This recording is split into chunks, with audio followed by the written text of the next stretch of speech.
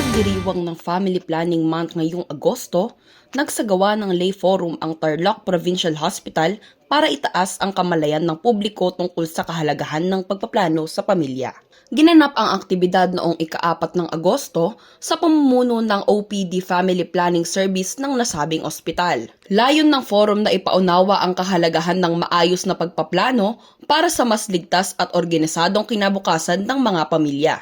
Sa tulong ng mga registered midwife, tinalakay sa forum ang mga uri ng family planning gaya ng injectables, implants, pills, IUD at mga permanent method tulad ng bilateral tubal ligatation o BTL at vasectomy. Mayroon ding forum para sa Buntis Day ng OPD, kaya't nakilahok sa aktibidad ang mga pasyenteng nasa OB-GYN service ng ospital.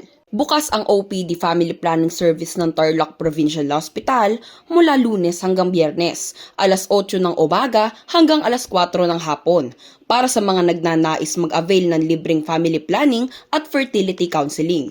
Samantala, dinala ng pamahalaang lungsod ng Tarlac ang medical at dental mission sa Barangay Santo Niño at Salapungan. Sa Barangay Santo Niño, nakinabang ang mga residente sa libreng medical at dental check-up. Mayroon ding ginanap na blood donation. Sa Barangay Salapungan, aabot sa higit 110 residente ang lumahok sa aktibidad. Maliban sa libreng check-up, nakatanggap din ang mga residente ng libreng gamot at bigas.